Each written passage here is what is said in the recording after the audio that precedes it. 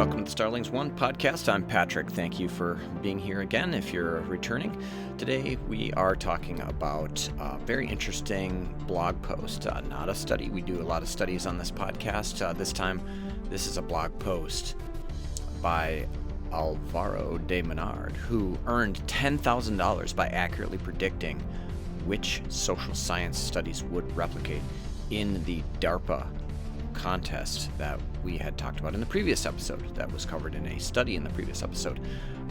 De Menard discusses some of the forecasting and trading strategies that he used in this competition, and basically gives a little bit of some ideas of how to improve science replicability forecasting. The crux of this article seems to be that Menard started out with using sophisticated forecasting tools, and then migrated towards using a combination of forecasting tools and intuition. Not to say that he abandoned these statistical methods, but it seemed to be implied that he used them to augment his good judgment. I want to remind folks that this DARPA program didn't really show conclusively that prediction markets can be used in a reliable way to forecast science replicability. Menard, I'm not sure if he had access to that final study, but I thought it was very interesting to give his perspective. It's not necessarily to say he's a bad or not a excellent analyst, and doesn't have insights from having been in the contest himself, but I think we should probably take some of the recommendations with a little bit of a grain of salt, just because it might be reasonable to think anyone who participates in a game like this, where they received some sort of a reward, a $10,000 reward in this case, they might be biased either towards saying, hey, we should do more of these games, or maybe saying we shouldn't do this wasn't fair, rather than perhaps taking into account the entire body of work or more work that's been done on science replicability as a whole, which we will be covering more as a part of our science forecasting series.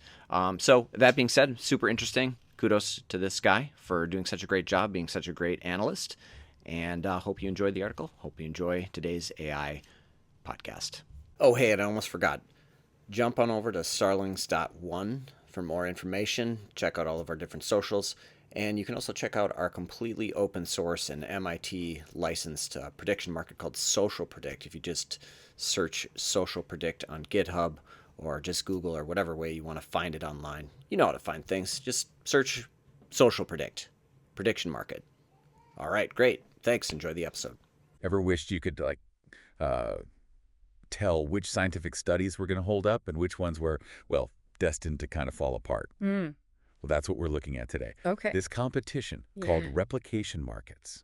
Oh. It's a wild story. Interesting. It's got science, strategy, even a little bit of like Wall Street in the mix. Interesting. Researchers basically tried to predict which social science studies would actually hold up when they, put them to the test. Like peer review or... Yeah, exactly. Like further scrutiny. Gotcha. You think you could spot a shaky study? Well, by the end of this deep dive, Yeah. you just might have a few more tools to do it. I love that. Yeah. So what I think is so interesting about this whole competition is it really just digs right into this thing called the replication crisis. Okay. You see, in science, we usually assume that if a study's done well, like it should get the same results if you do it again, right? Makes sense. But lately, a bunch of studies, particularly in social sciences, just haven't been able to replicate, which is causing some big problems, some upheaval. It's like that power posing thing. Oh, yeah. Where you strike a pose and it's supposed to make you feel more powerful. Right. But then It pan out. when researchers tried to do the study again, it fell apart. Totally. And this isn't just like an academic thing. It has real consequences. Absolutely. Especially for things like public policy and healthcare decisions. For sure. When those decisions are based on this evidence, that might not even be solid. Exactly. And that's where this DARPA SCORE program comes in. Yeah. They're really trying to make social science research more reliable. It's a big goal. Yeah. And the replication markets was like one way to tackle that. Sort of a test to see. A test, yeah. Yeah. Like, can we actually tell which studies are going to last? Yeah, like, can we actually predict which ones will really stand up over time? So they took these 3,000 social science papers, published between 2009 and 2018. Okay, so recent stuff? Pretty recent, yeah. Economics, psychology, sociology, all sorts of fields. The whole gamut. The whole shebang. And they split these papers into 10 rounds, each with about 300 papers. Okay. So each round had a survey phase and then a trading phase. All right. But here's where it gets really interesting. Okay. Only about 250 of those papers were actually going to be fully replicated. Oh, wow. So people were basically betting on studies without even knowing for sure if they were going to be, Put under the microscope. Yeah, exactly. Oh, wow. Like high-stakes scientific guessing game. With big implications. Exactly. One competitor took what seemed like a logical approach at first. Okay. They tried to build a statistical model Okay. using data from other replication projects. So they were like But- looking back to try to see if they could find patterns? Exactly. They crunched data on things like p-values, the number of authors on a paper, even the specific field of study. Interesting. Right. Like maybe some fields are just more likely to have replicable results. That's fascinating. But they quickly figured out that just data, just numbers, wasn't enough. Right, because science is messy. Yeah. They called their approach the centaur approach, like a mix of data and human judgment. I like that. It's like trying to get the best of both worlds. Exactly. It's like that sweet spot between the hard numbers and that gut feeling. The intuition. Yeah, that researchers get. Researchers develop over time, yeah. And that's where things get really interesting. Okay. They found some surprising stuff. Like what? Like the ratio of male authors Mhm. on a paper actually had an effect on whether a study would replicate. Whoa, really? I wouldn't have guessed that. Right. You wouldn't think that, like, the gender of the authors would matter so much. It really shows that there's a lot we don't know about what makes science replicable. Yeah. Ugh. But here's the twist. Okay. This model, it wasn't working as well as they hoped. Yeah. Especially with studies that had those really nice low p-values. Interesting. The hallmark of a good result. So the ones that should have been the most likely to replicate? Yeah, in theory. So what happened? That's the big question, right? Yeah, it's like, why would a model struggle with those strong studies? So you're saying those amazing p-values could be like a facade? Well, it's not that simple, but yeah, a low p-value doesn't always tell the whole story. Okay. There are ways researchers, either on purpose or not, can get those statistically significant results that just don't hold up. So it's not always like intentional manipulation. Not necessarily, but there's definitely a lot of pressure to publish. Right. And that can lead to practices that just inflate p-values. So our competitor hit a wall. Okay. They decided to scrap the model Whoa. and focus on more qualitative factors, really digging into each study. So they had to, become detectives. Pretty much. Wow. And also trying to figure out how the market itself was behaving. That's interesting. Yeah, so instead of just the stats, they started asking, does this claim even make sense? Like, does it make sense intuitively? So they were trying to understand the science behind the numbers. Yeah, like going beyond just the surface level. It's a really important shift because it emphasizes that the numbers don't always tell the whole story. And they started looking for those red flags in the research, right? Yeah. Like clues that something wasn't quite right. Exactly. So what kind of red flags were they looking for? Well, one thing they focused on was the method section, Okay, how clear and complete it was. got it. A good method section should lay out every single step in enough detail that someone else could do the study again. Yeah, that makes sense. But if it's vague or incomplete, that's a red flag. And I bet that was pretty common, right? Oh, yeah. Like it's easy to skim over details when you're writing. Totally. Especially if you're trying to make your research sound really impactful. So were they looking for signs that researchers were maybe hiding something? Sometimes it's unintentional, but sometimes it can be a little more strategic. Oh, Because they might not want to reveal all the complexities. yeah, like all the choices that they made. Exactly, because it could make their findings seem less robust. So our competitor, they were trying to find those little inconsistencies. Yes, those gaps that suggested something wasn't quite adding up. They were paying attention to how the data was analyzed too, right? Oh, absolutely. One red flag was something called packing. Okay, what's that? Basically, it's when researchers kind of manipulate the data or the tests to try and get a statistically significant result. So it's almost like they're playing with the numbers to get the answer they want. Kind of. And again, it's not always intentional. Right. Researchers might just convince themselves they're being thorough. Mm. But the problem is, if you keep testing and retesting the same data in different ways, you're bound to find something that looks statistically significant, just by chance. Ah, so they were looking for those fishing expeditions. Exactly, where researchers test a bunch of things without a clear hypothesis. It's like throwing a wide net and hoping to catch something, anything, that looks good. Exactly. And I guess they were also looking for signs of what? Like cherry picking. Oh, yeah, for sure. Like only reporting the results that fit their story. Exactly. It's like only highlighting the positive reviews. Right, and hiding all the bad ones. Exactly. It creates this skewed perception of reality. Didn't they also consider how plausible the claim itself was? Yes, that was a big one. So it wasn't just about the methods, it was also about whether the findings made sense in the bigger picture. Precisely. Did the findings align with what we already know? Were there any, logical leaps that seemed a bit too good to be true? So they were applying a healthy dose of skepticism. Absolutely. They were trying to poke holes in the research, not to be mean, but to really assess its strength. Like a detective looking for cracks in a story. That's a great way to put it. But they were also keeping tabs on the market itself, right? Yeah, that was an important part of their strategy. They noticed that some types of studies were always undervalued. Yeah, even if they seemed methodologically sound. Like what? For example, behavioral genetics studies. Okay. They noticed that the market tended to underestimate how replicable those studies were. Why do you think that is? It could be because those studies often use complex stats and large data sets, Right. which might make them seem harder to understand. So even in this setting that's supposed to be objective, there's still this human element, right? Absolutely. Like there's still perception and bias. Yeah. It makes you realize that evaluating science is not as simple as it seems. It's not just about the numbers. It's about understanding the science and understanding the people behind the science. And remember, this wasn't just an academic exercise. Right. It was a competition. Yeah. They were trying to win. And that competitor aspect got really intense when they introduced a trading API. Trading API, what's that? It basically let people automate their trading. Oh, wow. So they could program bots to do it for them. Exactly. And that led to the rise of these high-frequency trading bots. So it went from like a slow analysis of papers to this fast-paced race against algorithms. It became like the scientific version of Wall Street. So how did our competitor adapt to this new challenge? Well, that's a story for part 2. Stay tuned. We'll dive into that next time. We'll be right back. See you then. So we're back.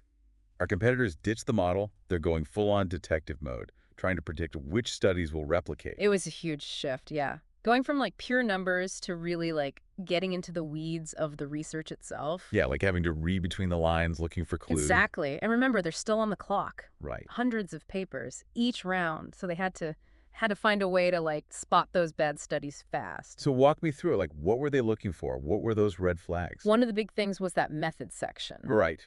How the research was actually done. Yeah. A good method section, you should be able to follow it and do the study again yourself. Right, step by step. Exactly. But if it's vague, if it's missing stuff, that's a bad sign. I bet that's pretty common though, right?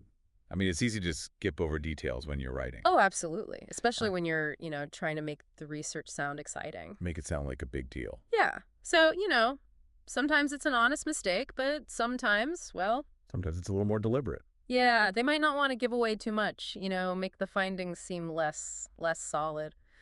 So our competitor was looking for those gaps, like little hints that something was off. Exactly. They were also looking at how the researchers analyzed their data. Okay. There's this thing called packing. Packing. Yeah, it's where researchers, they kind of mess with the data or the tests to try and get that statistically significant result. So they're basically making the numbers say what they want them to say. In a way, yeah. And it's not always intentional. Sometimes they might really think they're exploring the data. Right. But if you keep testing and retesting the same data, eventually something's going to look significant just by chance. Right. Like if you flip a coin enough times, you're bound to get 10 heads in a row. Exactly.